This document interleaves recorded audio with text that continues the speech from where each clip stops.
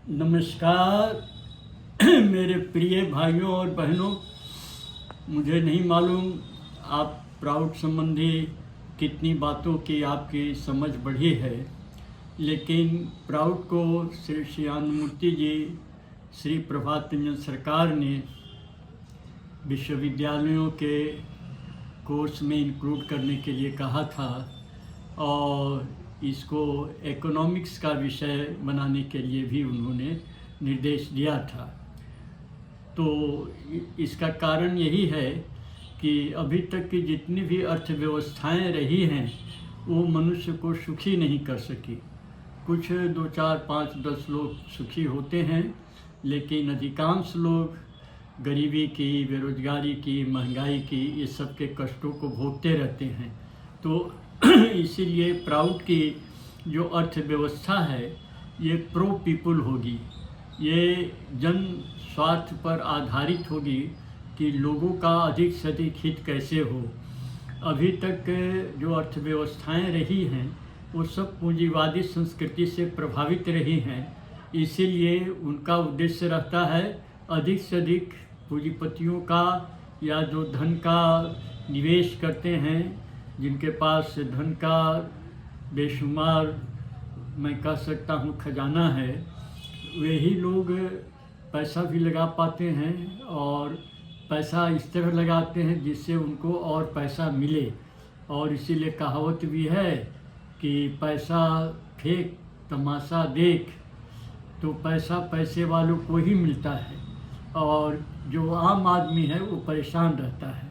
तो इसीलिए जो हमारी ग्रीड बेस्ड इकोनॉमी है, जिसमें अधिक से अधिक धन कमाने का लालच है, इस ग्रीड बेस्ड इकोनॉमी को प्राउड नीड बेस्ड इकोनॉमी करना चाहता है कि जितनी हमें ज़रूरत है उसका पहले हमें ध्यान रखें, बाद में और ज़्यादा से ज़्यादा प्रॉफिट करने की बात सोचें और ज़्यादा से ज़्यादा इकोनॉमिक प्रोग्रेस हो, इकोनॉमिक ग्रोथ हो। लेकिन सबसे पहले हर व्यक्ति के न्यूनतम आवश्यकताओं की गारंटी करना है, इसलिए नीड बेस्ड इकोनॉमी होना चाहिए।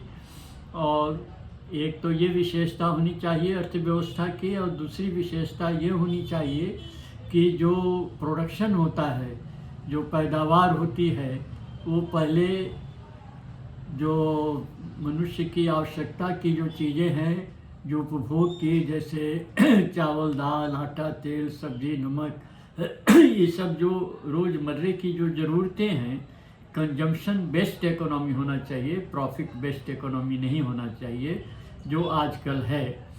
कंजम्पशन बेस्ड होना चाहिए कि लोगों के उपभोग के काम में आए वो, और मुनाफा वैसा ही रहे जिससे कि अर्थव्यवस्था को आगे बढ़ने में मदद मिले, न कि आर्थिक शोषण का वह रूप ले ले जो अभी हो रहा है। तो इसीलिए ये दो चीज़ें बहुत आवश्यक हैं। एक तो नीड बेस्ड इकोनॉमी हो, ग्रीड बेस्ड नहीं हो, और दूसरा कि ये कंजम्पशन ओरिएंटेड हो, उपभोग की वस्तुओं को ज़्यादा तरजीह दी जाए पैदा करने में, जैसे चावल, दाल, आटा, तेल, सब्जी, नमक, ये सब जो चीज़ें हैं जो हमारे रोज़मर्रे के काम में आती हैं, उनको ज़्यादा तरजीह दिया जाए और कैश क्रॉप को कम दिया जाए।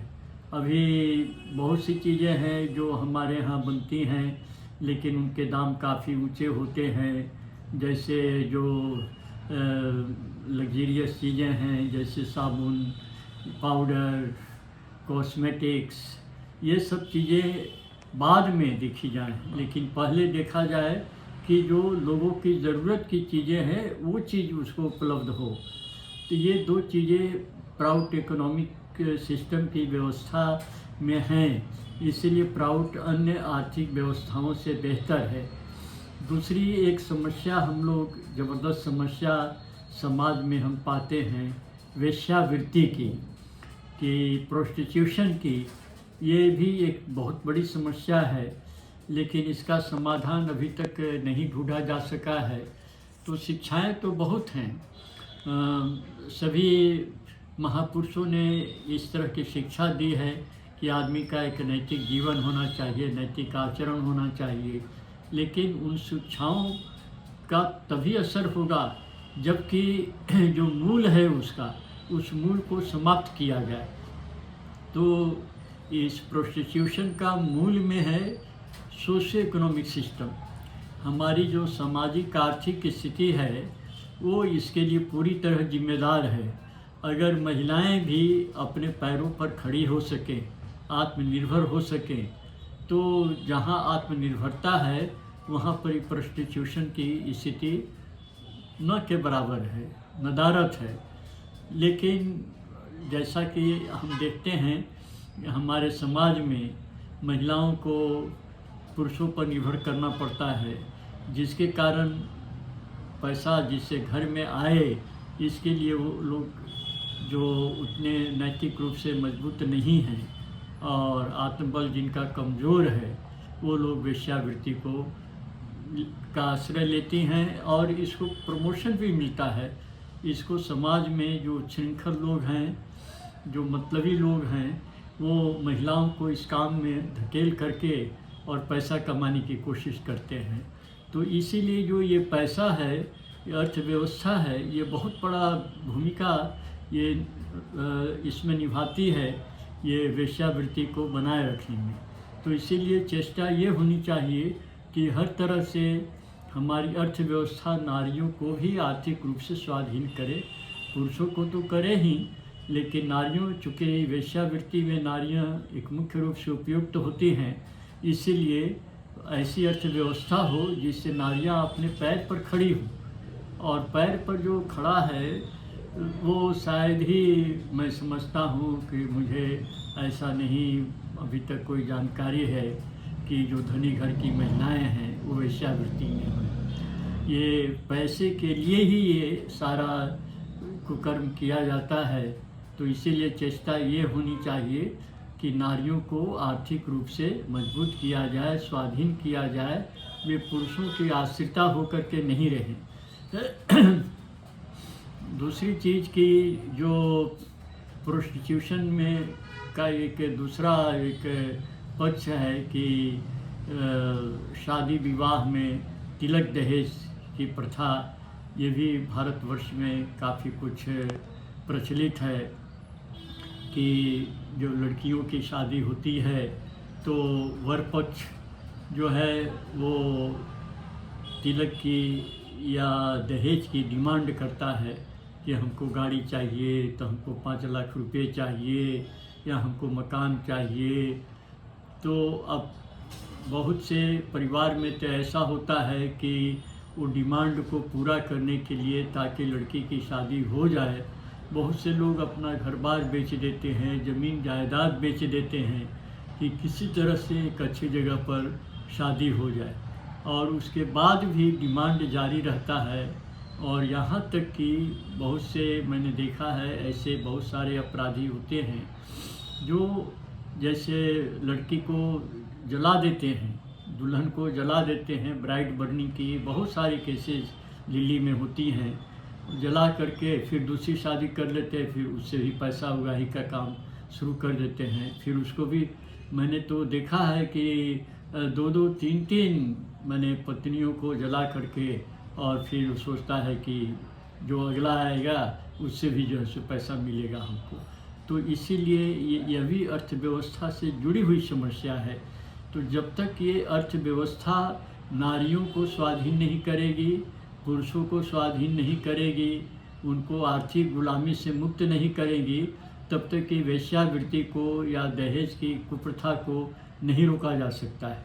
इसके मूल में आर्थिक असमानता है, आर्थिक कमजोरी है। आदमी अपने को आर्थिक रूप से मजबूत रखने के लिए, सुरक्षित रखने के लिए इन दहेज का, तिलक का या लड़कियों को जला देने का और साथ साथ वेश्यावृत्ति, ये दोनों को ही मूल में अर्थव्यवस्था की कमजोरी है।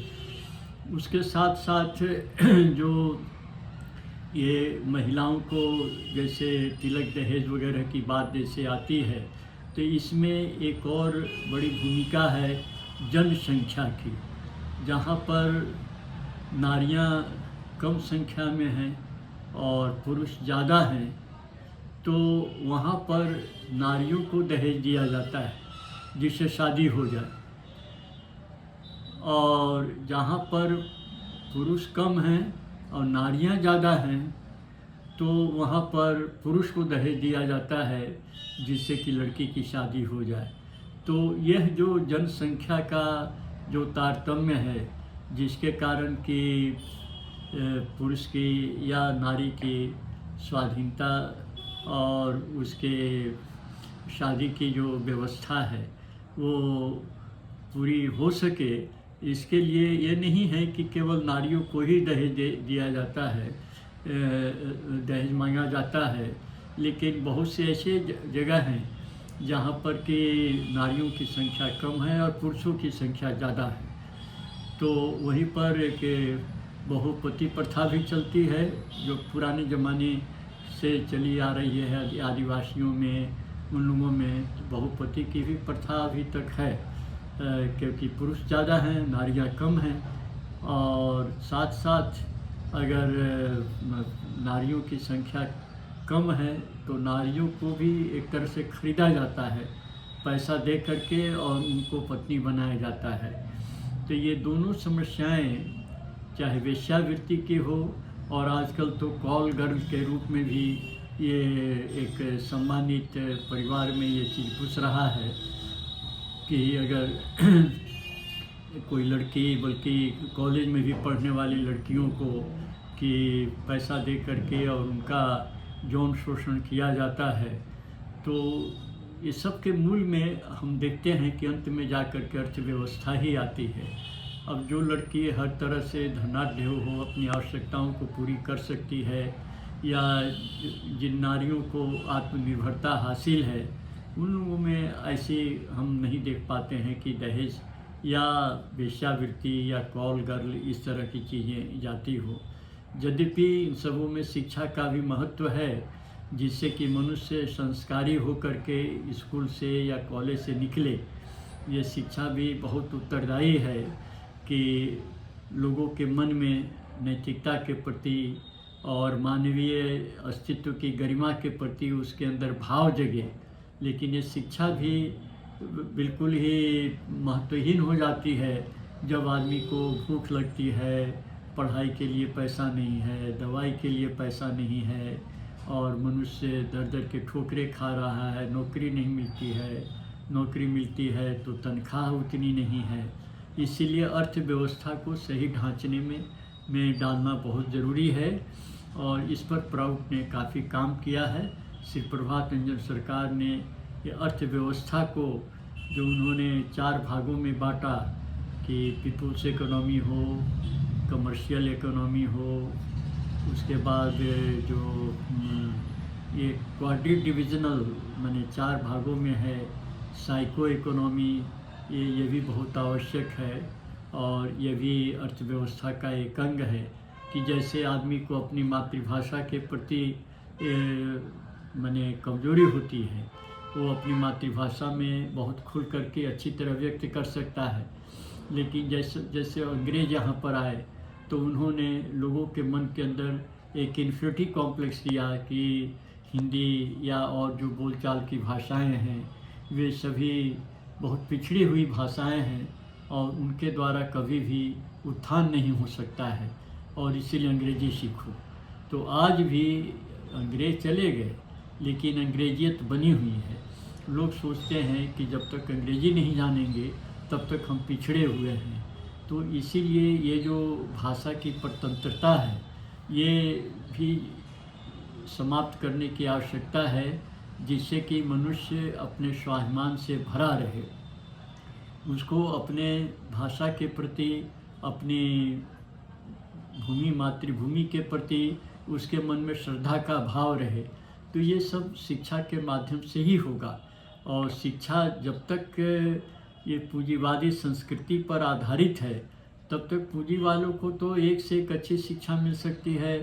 ज़रूरत पड़ने पर वो लोग बहुत अच्छे पब्लिक स्कूल्स में अपने बच्चों को भेजते हैं जहाँ की फीस इतनी ज़्यादा है कि साधारण लोग तो अपने बच्चे का वहाँ एडमिशन भी नहीं करा सकते हैं। उसके अतिरिक्त अगर आवश्यकता हुई तो पैसे वाले जो लोग हैं वो विदेश में भी अपने बच्चों को भेज करके पढ़ाते हैं या खुद भी पढ़ने जाते हैं। तो ये सब में अर्थव्यवस्था ऐसी हो, शिक्षा ऐसी हो जो मनुष्य को संस्कार दे सके, मनुष्य को एक मनुष्यता का भाव उसके अंदर जगा सके, और उसके साथ साथ अर्थव्यवस्था ऐसी हो जिससे हर व्यक्ति को अपने पैर पर खड़ा कर सके, जिसमें न्यूनतम आवश्यकताओं की गारंटी एक महत्वपूर्ण उपयोग है अर्थव्यवस्था का, कि जब तक न्यूनतम आवश्यकताएं नहीं पूरी होंगी आदमी करप्शन से मुक्त नहीं हो सकता, मनुष्य अनैतिक आचरण से मुक्त नहीं हो सकता। इसलिए दोनों को साथ साथ काम करना पड़ेगा, सरकार को भी, समाज को भी। समाज में शिक्षा व्यवस्था महत्वपूर्ण है और सरकार के लिए ऐसा कानून, ऐसे नीति नियम बनाना जरूरी है जो हर आदमी को आदमी की तरह जीने का अधिकार दे सके, जो आज नहीं है। इसीलिए प्राउड का जोर मनुष्य पर सबसे ज़्यादा है, और प्राउड का ये सोचना है कि मनुष्यता से बड़ी कोई सच्चाई नहीं है और इससे ऊंचा कोई पद भी नहीं है। नमस्कार।